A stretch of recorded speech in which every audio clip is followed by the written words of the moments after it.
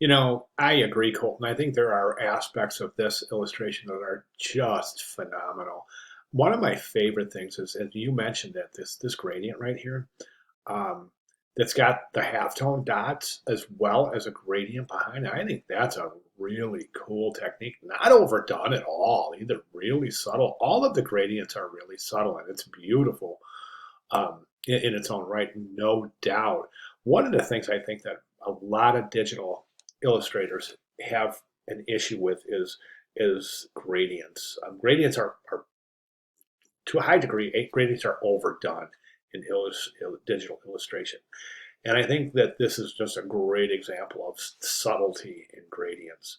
Um, Gradients are a tricky thing. If you overdo gradients, it immediately points to digital illustration.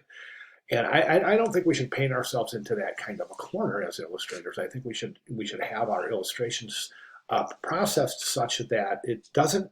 It's not. You're really just having a difficult time telling whether it was done digitally or analog, and using paint and markers. And obviously, this areas like this point to digital because we can't achieve that kind of perfection really unless we're using an airbrush. So gradients to a very, very high degree point to digital illustration. However, when done with tact and subtlety, they can be beautiful, with the caveat that overdoing them really paints us into a corner where we're just really isolating our work as this is digital. Do you see what I'm saying? Instead of, wow, that's really a versatile piece. I hope that makes sense. There's two ways of looking at this piece. So the first way of looking at it is just pure technique, and it's gorgeous, and I agree with everything you've written here. What my question is for you for this week is, there's a difference between looking at an illustration from a fine art perspective and from the perspective of using as a piece for a client. So in other words, creating some sort of visual communication. I think we have less stringent guidelines and requirements as a fine art piece than we do as a communicative piece to use for support in some sort of graphic design project, right? My question is this: should we ascertain the success of an illustration based on its final intent?